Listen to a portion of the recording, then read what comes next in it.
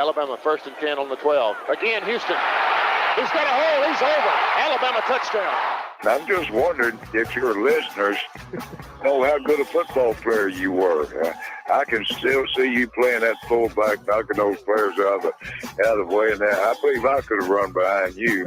Martin, I can remember when we came to summer and you were playing fullback up there, and I saw you in the weight room and watched you work out in the weight room. If you were strong enough to pick up the whole weight room. I wanted to fix it, and our running back coach didn't take the biggest mistake we ever made. The Martin Houston Show with national championship winning fullback Martin Houston, giving you 1 hour of intense, hard-hitting analysis from an insider's perspective. It's time for the Martin Houston Show on your home for Alabama sports, Tide 100.9, and streaming on the Tide 100.9 app. Good morning. Welcome into the Martin Houston Show on Tide 100.9. That's Martin Houston Show with Martin and Xavier, the sound of Bama sports. Your show, your team. The playbook today is a Wildcard Wednesday. We'll be talking, of course, college football playoffs. The initial ranking is out. Any surprises, disappointments, expectations not met? We can talk about that. We can talk about where does Auburn go next? Is it Dion? Is it Hugh Freeze? Is it Lane Kiffin? Or is there a fly in the ointment that will get named to the Auburn head coach position now that Brian Harsin is officially out? As the Auburn head coach, put another $15 million in the coach's hopper for former coaches. When you got billionaire alumni, not that big a deal. If those billionaire alumni would begin to get out of the program maybe and put that money toward the facilities, maybe in an NIL deal or two, just maybe, Auburn could build a great program instead of occasionally have a good team. That's just my thought on that situation. But we can talk about that. We can talk about other things. You may have something else you have on your mind you want to get to.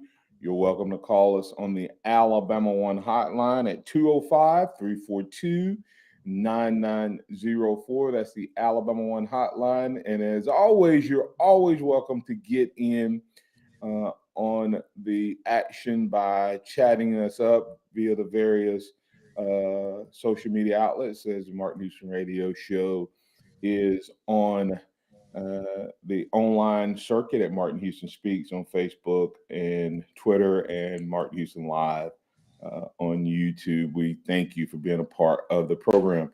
Remember that this is a day that the Lord has made, so let's rejoice and be glad in it. Take some time today to notice someone, love someone, serve someone, be the difference you want to see in the world today. Remember, it's a Wildcard Wednesday, so we'll get things rolling. Good morning, X. How you doing, sir? Good morning. Doing well. How are you? Doing well. Of course, everybody wanted to get to that college football playoff, but, of course, a local news story kind of disappointing, especially for those of us who know. Young man from Northridge, going to be out this Friday off the team for disciplinary reasons, different stories out there. But either way, future, I think, D1 superstar TJ Banks not going to be playing Friday night for Northridge. And the disappointment is they're going up to play Pelham in the playoffs. I think this is third year in a row Northridge has made the playoffs. First time not having to travel down to the south and play one of those Mobile teams. So good chance to get in the win and going to the second round for the first time in a while. Yeah, it's a heartbreaking thing because you know how talented the young man is, and you just want him to get things figured out and get himself back on the right path, because he does have a lot of talent, a lot of skill, and a skill set that if properly invested in, and could take him past the collegiate level to the professional level as well. Yeah. So you just kind of hope he takes this lesson, learns from it, and moves forward. And that's what you hope. He's a he's been recruited, I guess, as a DB/athlete. If I was coaching, he'd be my running back. The guy is unbelievable as a talent, and I pray and wish him nothing but the best. But I guess the big news on the night, guys, college football playoffs. Just kind of give your overall, when you first look at it, overall impression, X, and then I'll get yours, and then we'll dig into the teams themselves. Did they get it right, wrong, missed, or home run? No, I think it's pretty accurate. Tennessee has had the most impressive wins, so I understand them being number one. Ohio State at number two is just them trying to secure Ohio State in the playoffs, in my opinion, because they've played the weakest schedule out of the top 5 or 6 teams. Then you look at Georgia, makes sense. They're the reigning champs, undefeated, but they have struggled against some teams that they probably should have handily beat. Then it was Clemson at 4. Clemson's kind of same boat as Ohio State. They really haven't played anybody impressive. They've had some close games when they shouldn't have. Michigan is in position if they win, and same with Alabama at 6. Both of those teams are in position where all they have to do is win football games, and they'll be in the playoffs. Joe, any thoughts from you? I think they got it pretty much correct for a first edition. Maybe would have put Alabama at 7 with TCU ahead of them, but as Xavier said, and he's right, all of that will sort out. So I think they got the first edition correct. Yeah, I look at it and go, why do you drop Michigan if you keep Ohio State stagnant? Same conference, same league. Maybe the way Ohio State has blown people out. Is the Tennessee where they're at because of their win over Alabama? If Tennessee is 8-0, but it's not, Alabama's not in that ticket, is Georgia still the number 1 team in the country, or would they have Ohio State there? I kind of look at things like that, and then I go, Clemson, has kind of struggled, but they got boosted. Like Clemson has had some close ones, but they're undefeated. So, but sometimes I think this committee doesn't necessarily pull best teams, Joe. I think sometimes that they kind of set up matchups and they vote with the thought in mind, hey, guys, this is all going to work it out. If we drop Michigan to 5, so what? If they beat Ohio State, then they're still good. Alabama, I think Alabama's, as you said, Alabama's where they should be or one higher than they should be, potentially with TCU. So I think we kind of looking at it the same way. We didn't really get into it, Joe, when you were on here, but this Tennessee team is interesting. Have you noticed how before our game, it was clear that they were viewed statistically and eye test as the best offense in the land, right? No, I don't think anybody questioned that.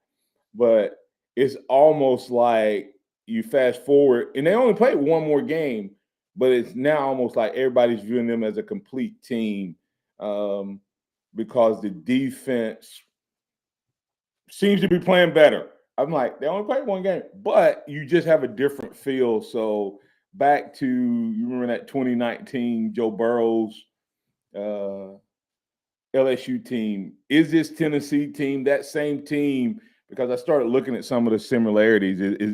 Is Tennessee going to catch lightning in the bottle at least for 1 year? I think that the defense, while it hasn't been overwhelmingly good in a vacuum, I think they complement the Tennessee offense.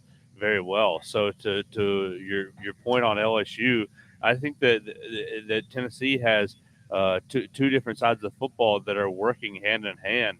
And right now, I think they look like the best team in the country. Yeah. Excuse me. Very similar. An older quarterback, couple wide receivers that are extremely talented, a very solid run game, and if their defense can play the way it played against Kentucky down the stretch, it'll be a lot of similarities. The only difference is LSU didn't have to worry about playing Alabama again.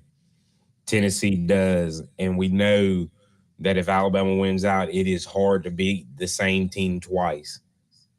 Yeah. Just looking at a couple other similarities and then a couple differences you guys can comment on. When you look at, I start off with the quarterback. Hendon Hooker and Burrows, both grad guys who were spending a whole lot of time with the coaches in learning the playbook. They talked about that in the Kentucky game, and I remember them talking about how Burrows was like an NFL guy, a fifth-year guy, and a guy who did okay his first year, but that second year really learned offense and was able to be over there with the coaches like an NFL coach. And that's what you see with Hooker. That dude, man, he has that offense rolling. And I cannot remember the young offensive coordinator's name, but he was there. He was just like Heupel. He was a great offensive coordinator, offensive mind at LSU. Joe Brady. And then you look at defensively. You remember how we thought LSU's defense wasn't that good because we were looking at statistics. And then when they got to the playoff, all of a sudden they were a really good defense. And it dawned on me, the statistics of Tennessee may be because Tennessee scores every minute and 45 seconds. So the other team's gonna have a lot of yards, just simply because of the number of possessions they have. They don't necessarily have to score all those times, but if you play Tennessee, you get probably 3 or 4 possessions more in a game. So if you don't even have to score, if you just get yardage all of a sudden statistically. So I started thinking about that. Just maybe this Tennessee defense might be better than we've been ranking statistically, Joe, as you were saying. So it's some interesting things there that's playing out. And X, what you said is they don't have to play Alabama. LSU didn't have to play Alabama again, and I don't think LSU had Georgia until the championship. But I'll say this, let you guys we'll get to a couple callers and respond. But guys, I'm telling you, in college football, when talent becomes close, it's all about confidence. It's all about confidence. The LSU win propelled Tennessee to be confident that they could beat Alabama. And then they did it. And now they're playing on a high. And that don't mean they won't come down this weekend when they play Georgia, because it's different playing on the road than it is at home, and a neutral site than it is at home. But that is a confident team, and it's kind of weird. I was out of town in Florida this past weekend, and I saw Tennessee jerseys everywhere. So, guys, I'll let you guys comment on woodworks. Go ahead. Huh? They have come out the woodworks. Yes, that's right. Tennessee jersey in 15 years. But you can't blame them. But here's the question I have you guys. Yes, you can. I was an Alabama fan during all them bad years. Here's a question I want you to hang on to. We'll think if we get back to it, we will. Two things. Is this Tennessee going to be a great team and possibly catch lightning in a bottle? And if they do, it's going to be even more comparisons to Joe Burrow. And will they follow the same suit as Joe Burrow in the sense that he will have to go out and find more great transfers to keep this thing rolling? Or are they going to be one of these teams that has a good team, down for a couple of years, back up to a good team? And then I'll throw this out. Even though he has a great team right now, do you all think, two questions, do you think Heupel, first of all, thinks Tennessee can be a contender year in and year out? And would he potentially be willing to leave for the right opportunity? And if you were the Auburn Tigers, would you back up the truck, the Brinks truck, and dump it on him and say, come build our program? Just hold on to those thoughts. Come back on the other side. We'll get Chuck, Jamal, and Robert on the Martin Houston Show. Thanks for listening. We'll be back right here with Martin, Xavier, and Joe knocking some things out this morning on a Wild Card Wednesday. Tide 100.9 traffic. From the Townsend Nissan Traffic Center, no active wrecks. Everything pretty quiet on the roadways. Some minor congestion on US 43 at McFarland and Northport. Everything else looks good. If you do see conditions, of course, give me a call, 205-886-8886. Don't miss out on the savings now at Townsend Nissan. They're your hometown dealer. Go see them. I'm Captain Ray. Coming up on The Game with Ryan Fowler. Alabama, LSU. We're going to get you ready for this big game down in Baton Rouge. We'll go down to Baton Rouge. We'll get the latest from the LSU Bengal Tigers. We'll continue our score prediction contest presented by Dreamland starting here at 2 o'clock on The Game on Tide 100.9, the home of Alabama Crimson Tide Sports. The longest running program in Tuscaloosa. The Game with Ryan Fowler. Weekdays from 2 to 6 p.m. on Tide 100.9 and streaming on the Tide 100.9 app. With Black Friday savings at the Home Depot, you can get top brand laundry sets with the latest tech to tackle any mess you might face this holiday. Like automatic fabric and load size detection for spills of any size, from cookies and milk on your favorite holiday sweater to the toddler of the house discovering just how fun cranberry sauce can be. Make more magic this holiday season. Let your new appliances handle the mess. Shop Black Friday savings and get up to 30% off, plus instantly save up to $750 on select LG laundry sets at the Home Depot. How doers get more done.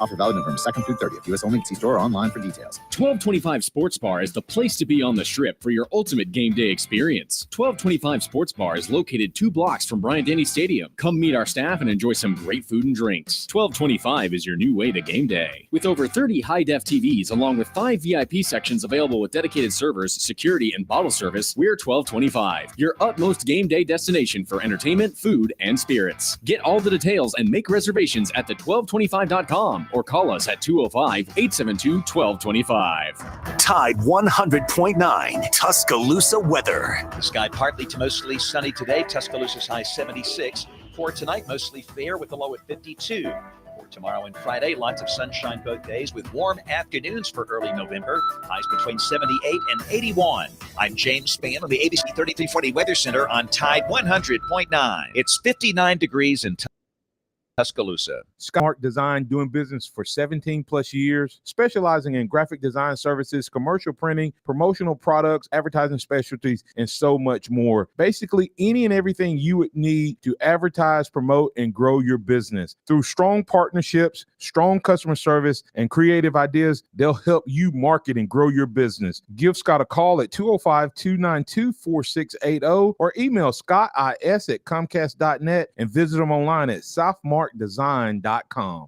Interact with the Martin Houston Show by calling us at 205-342-9904 or tuning into the Martin Houston Show on Facebook.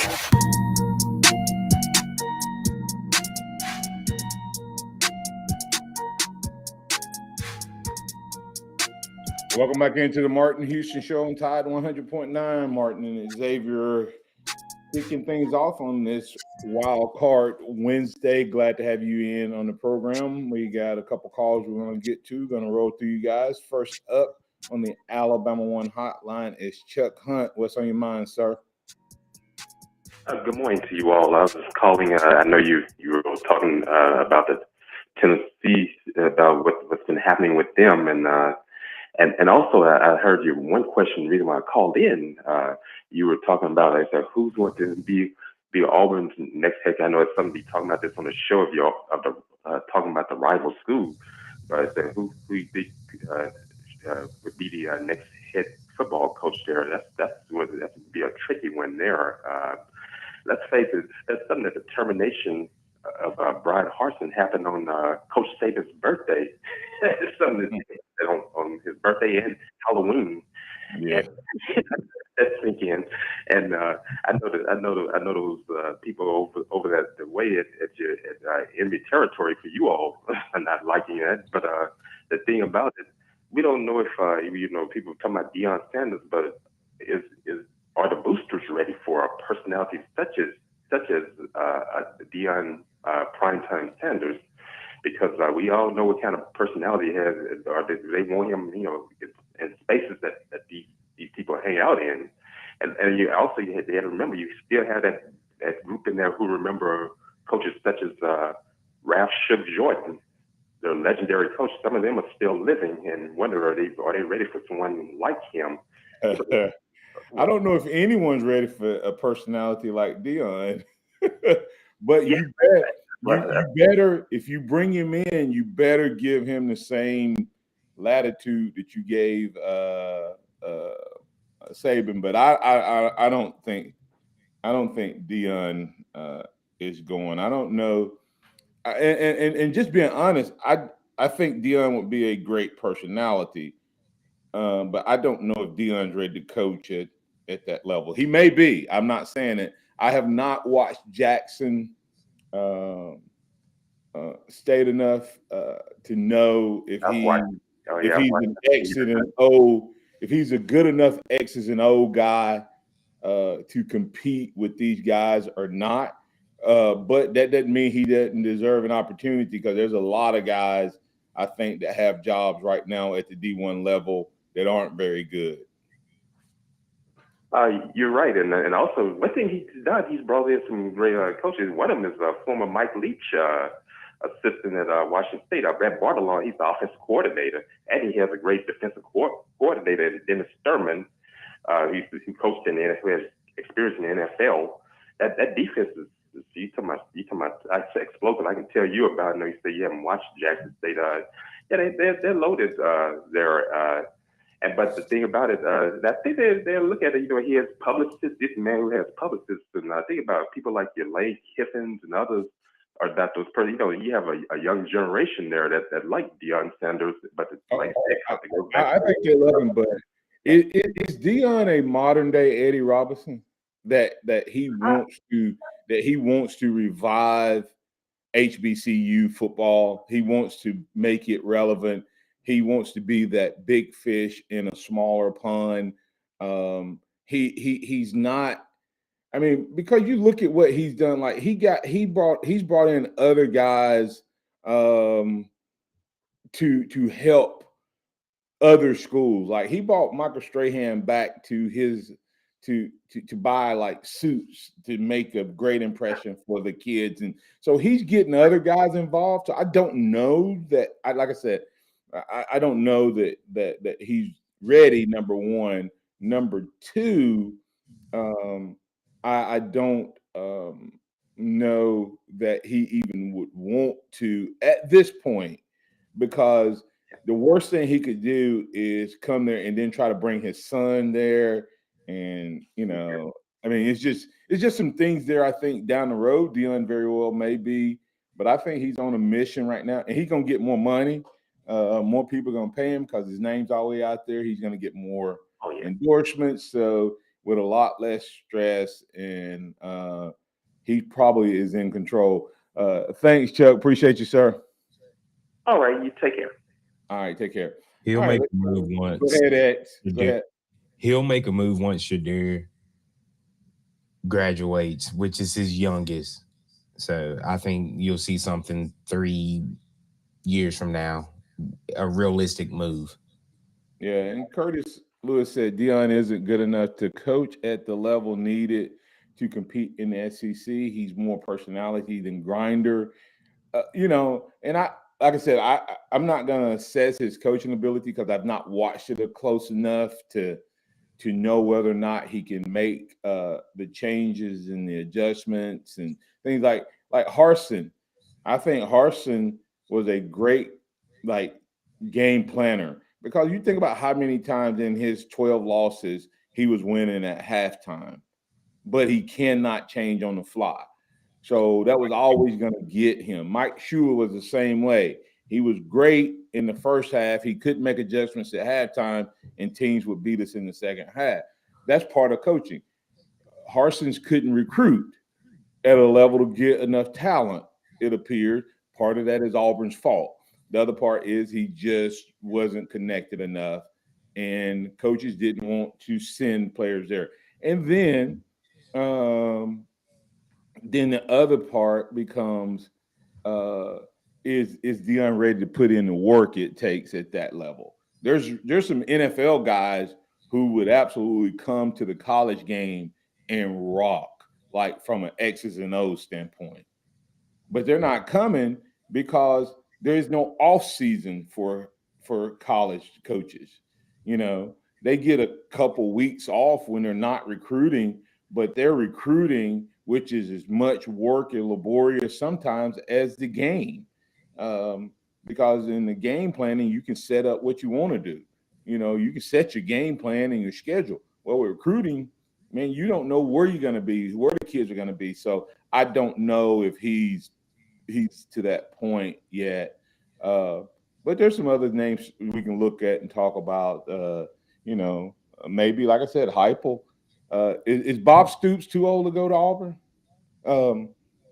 Just the thought there. I think from the standpoint, he's not going to want to compete with Saban. So, and the other thing people got to look at when you're talking about this job now, even though we know Nick Saban's at the end of his career, what guy's going to want to come here and have to wait 5-6 years if Saban retires early from his contract that wants to compete with that? Oh my God! I think somebody. Hey Curtis, I'm gonna need you to send a pink slip to Cam Timms because I think he's saying Bill O'Brien is a great coach. Be a shame to lose him to Auburn. Hope they don't go after him. Cam, I'm gonna have to disagree. If that's who B.O.B. is, B small O capital B, I have to disagree with you. I hope they come after him and they can take him right now in the middle of the season if they want it. Jamal from Ohio, you're on with the Martin Houston Show with Martin and Xavier on the Alabama One Hotline. What's on your mind, sir? Good morning, gentlemen. Good morning. I have 3 questions for you. It's been pestering me since last night. Okay. Xavier and Martin, I'm coming from a football standpoint. Now, let me take off the Alabama glasses, okay? Mm-hmm. So, I listen to guys like Joe Klatt, who is, let's just be honest, he's an Ohio State homer. He's the biggest. I thought Kirk Highstreet was that, but he's kind of more. He's neutral now when I listen to him on games. But Joel Klatt is he's just, hey, I'm biased. Is what you guys are gonna do about it? You know, mentality. So I was listening to him talk, and about the SEC bias thing, and this is my thing. Look at Ohio State. Ohio State has only played 2 teams with winning records, and one of them is University of Toledo, which is actually only an hour and a half away from me here in Ohio. And the other team obviously was Penn State. They only had so far 2 road games. 2 road games. The rest has been at home. And I look at their schedule and I'm like, how is playing Arkansas State, Toledo, Michigan State, Iowa, how is that in the same level of playing week in and week out? The Tennessees, the Kentuckys, the LSUs, the Georgias, and I get it. Everybody says the SEC bias is real, and I'm like, not too many teams can come down here and play in an SEC building in October. Not too many teams will do that. The only team that has done that has been Penn State. And granted, they whooped on Auburn, but that's like Alabama going to Michigan State. Nobody's going to give us credit for that. And I just don't get it. If you guys can tell me from a football standpoint, I get Ohio State has the receivers. Honestly, if you look on paper, they look like they have the best receivers in the country on paper. I get that. But so if we played Ohio State in the championship, what would concern you about that game, Martin, as Xavier? Ohio State's wide receivers. The receivers, that's what I said. Yeah. No, when you look at their schedule, it is very weak. So I kind of said earlier, I think they're just trying to make sure that there's no way Ohio State can end up on the outside if things play out the way they want it to. Right. But there's also a reason why recently Ohio State normally gets embarrassed when they go to the playoffs, because they don't play anybody during the regular season. And they hyped up the Michigan game, which hadn't mattered until this past year, and they lost it. But no, Right. it's just. Hey, Joe. Let me bring Joe in. Joe, I give you. Let me see. Joe and I haven't talked. Why would the college football playoffs rank Ohio State where they rank them, Joe? Let me see if Joe gets this. It's money. There we go. Absolutely. Joe and I haven't had any conversation, and he knew exactly what I was thinking. It's money, man. They're going to get that. They're trying to keep that market. Yeah. When I hear Joe Klatt talk, and I'm like, man, who has Ohio State beaten? And let's be honest, if you put any other team in the top 10, a top 10 offense in that Penn State situation, Penn State, like I told Xavier last week, Penn State gave that game up. They said, you know what, here. James Franklin said, you know what, I don't want to win this game. Here, just take it. Just take it. If you put any other top 10 offense in that situation, they win that game. Ohio State lost that game. Penn State lost that game. Ohio State didn't win it. And I just don't get it. You know, besides the receivers, like you said, Xavier, I just don't understand. But now I get it. The money situation. It's the money. It really is. Ohio State's one of the Big Ten is one of the biggest money markets out there. So they're going to keep them in. They're going to, if they have any, even if it's weak need, knock need, bow-legged legs to stand on, they're going to put whichever best Big Ten team in the top if they can justify it. And what they've done with this is they both should be undefeated until they play each other. And barring some type of upset in the playoff game, in their championship game, they're going to have a Big Ten team in. I got to run. I have to get one more call before we get to break here. Yes, sir. Roll Tide. Appreciate you, man. Great point, though. Robert, thanks for being patient. You're on the Martin Hughes Show with Martin and Xavier. What's on your mind, sir? Well, like they say, money makes the world go round, so you got to have it. Making business decisions, I can't fault the committee for that. It is still a business at the end of the day. But like your previous caller said, if you go by the body of work, which is what they always tell us, Tennessee won, Georgia 2, and Ohio State 3. But okay, it is what it is. Like I say, it'll work itself out, and they know that. So no sense of rattling the Ohio State fans when you don't have to. And let me ask you this, Curtis: if there were no logos on the helmet, and you watch these teams play, all of these teams play, who would be your top four? Oh well, definitely Tennessee. But my top four could be Tennessee, Georgia, Ohio State. Man, that's still impressive despite that schedule. And I guess Michigan. Definitely Michigan over Clemson. Clemson, come on. If we didn't know who TCU was, TCU would be in front of Alabama. Let's just be real. You look at this Alabama team. Alabama is ranked where they're ranked because of what we've done in the past. This team may be the best team in the country when it's all said and done. But if you go back and look at how we played, think about we played 7 games? We have Texas where we were questionable. We have A&M where we were questionable, and we lost to Tennessee. The other 4 games, everybody else in the top 10 would have blown them out as well as we did, if not worse. So, I do think that Ohio State and some of those get because of their helmet stickers, and that's part of it. It's money, it's part of it, and you do also. I tell people like this, Robin. I'll let you get back to your point so we can get the break here. Is when I was getting ready to go to the NFL, listen to what a scout told me.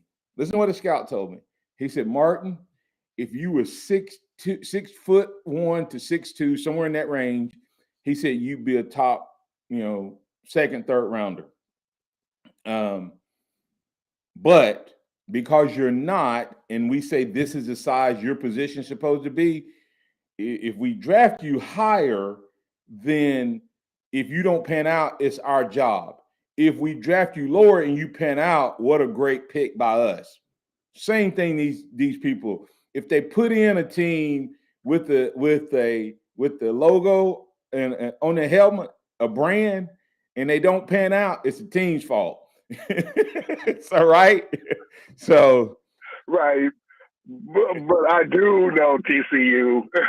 There's no way I put them over Alabama because not even from what the past, from what I believe now. It's like, okay, on neutral site, you're not beating Alabama. Not beat up on Big 12 teams, and that's not proving anything to me. And that's even like Michigan or Clemson. I'm not afraid of either one of them on neutral site against Alabama. But like Tennessee, Georgia, and Ohio State, on neutral site.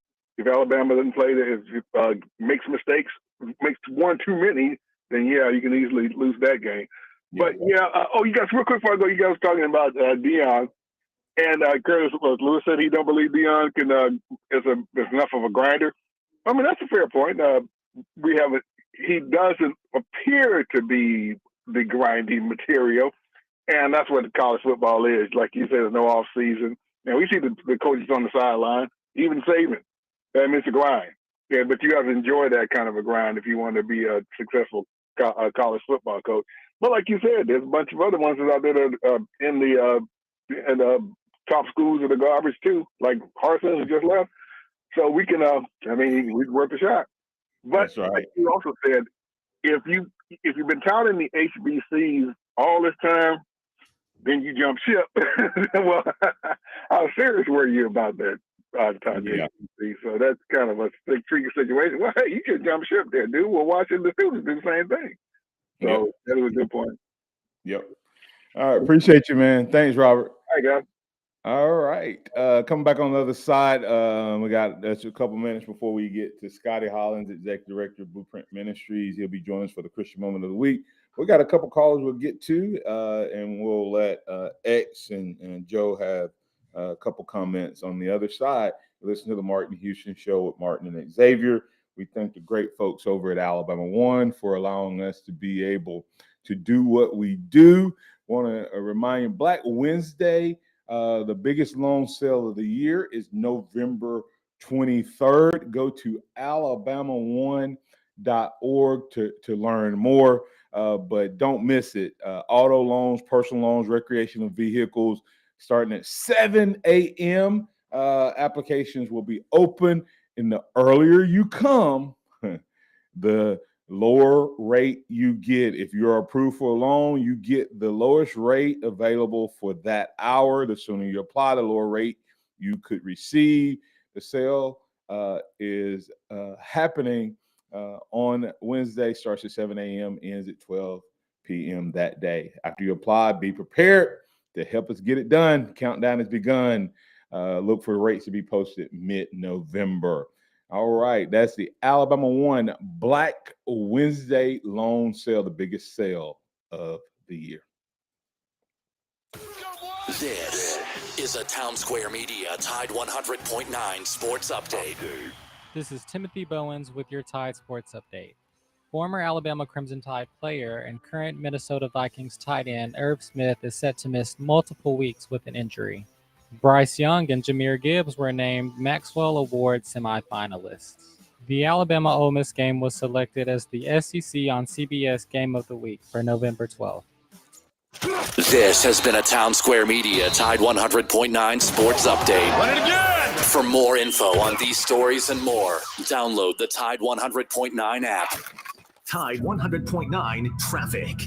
From the Townsend Nissan Traffic Center, no active wrecks, everything pretty quiet on the roadways, some minor congestion on US 43 at McFarland and Northport. Everything else looks good. If you do see conditions, of course, give me a call, 205-886-8886. Don't miss out on the savings now at Townsend Nissan. They're your hometown dealer. Go see them. I'm Captain Ray. Hello, this is Martin Houston with the Martin Houston Show, and I want to tell you about one of our great sponsors, Overflow Express Wash. Their mission is to provide great customer service with a showroom clean car and an exceptional customer service experience. They have the basic car wash that starts at $7, but you need to check out the premium wash packages, which start as low as $12 and go up to $20. They also have a membership wash club that you can get for starting at $23.99, going up to $39.99. In other words, just double the regular premium package, drop a penny, and you can be one of the great members of Overflow Express Wash. My family and I keep our cars looking good inside and out by using Overflow Express Wash. They're located on Skyland Boulevard right next door to Alabama 1, or you can find them online at overflowexpresswash.com. Andy Phillips and his team look forward to making you a part of their team. Nick Saban calls it the process. John Maxwell said that everything rises on it. And Coach Wooden said it's what you learn after you think you know it all that makes the difference. What am I talking about? Leadership and personal development. Is your organization, your school, your church, your family, are they receiving the proper level of leadership development and personal development? If not, the Empowerment Center for Leadership and Mentoring can help you with that. We have our Pep Talks, which is a 1 to 1.5 hour lunch and learn, which we can customize to meet your needs, or we have some topics that we present that we know can help your organization. And if you're looking for one-on-one mentoring and coaching, we can also assist you with that. Visit peptalks35.com. That's peptalks35.com, or send an email to martin@martinhouston.org. That's the Empowerment Center for Leadership and Mentoring. Keep it locked into Tide 100.9 for more of the Martin Houston Show with Martin Houston and X's and O's Sports, Xavier Houston.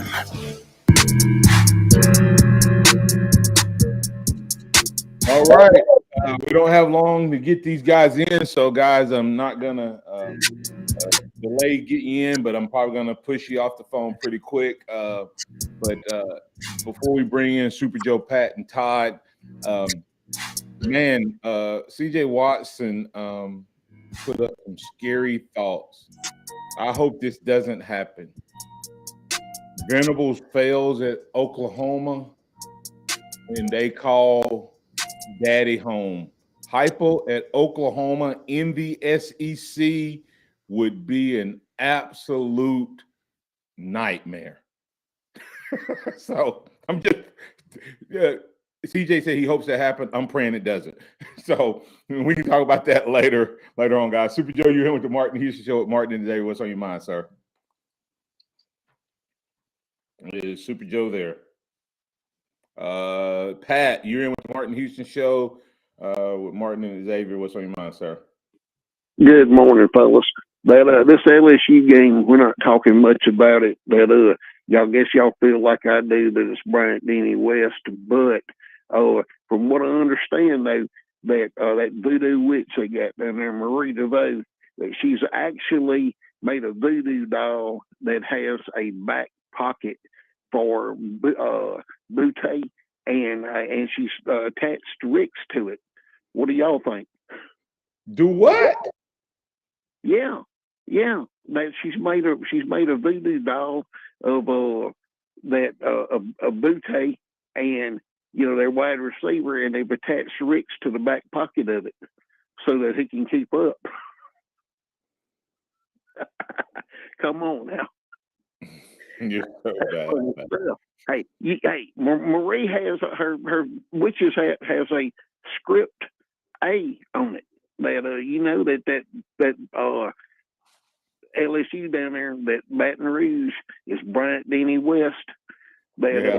and I guess that's why y'all haven't been talking about it much because hey, Well, Pat, my job isn't just to talk Alabama. My job is to talk about what's relevant in sports right now. And a team who had not beat us for 15 years, a decade and a half, beats us and sets as the number one team in the country. Man, hey, And so college football playoffs came out last night. So, I mean, I have 5 days a week to talk about Alabama. You call up, hey, what's on your mind about the game? You're not talking about it. You tell me what I'm not talking about. Come on now. Gonna bring it if you're gonna come now. Hey, we're going down to Baton Rouge and take care of business because hey, we've got a date with Georgia in Atlanta. Georgia's gonna beat Tennessee so bad this weekend it ain't funny. Okay. I mean, I'm not saying Georgia's not gonna win, Pat, but I don't know about the spanking. It's possible that this Tennessee team hasn't had to deal with a lot of diversity, and it's possible over there that they could come out and have it start off bad and it go down from there. But I'm not sure about that. I got to get one more call in real quick. Thanks. Have a blessed Hey, we'll talk about LSU Friday in the fourth quarter, Pat. Bye. All right. Hey, Todd, you're in with the Martin Houston Show with Martin and Xavier. What's on your mind, sir? Good morning, Martin. Thank you for taking my call. I know it's really quick here. Can't wait for Pastor to let us know how to lay every weight aside. Really looking forward to that part of the show. Just one comment about Dion. He's developed his brand Prime, and he's down there doing a great job. He's with his son. And you yourself said, the pro guys are not really coming to the college because of the time it takes. You don't have an off season. So I just wonder, I don't know, is Dion going to be one and done? Coach on into the pros if they make it. First of all, they got to make it to the NFL. Are you going to be able to coach a college football team at Division I at Auburn or anywhere else, making a lot of money and still follow your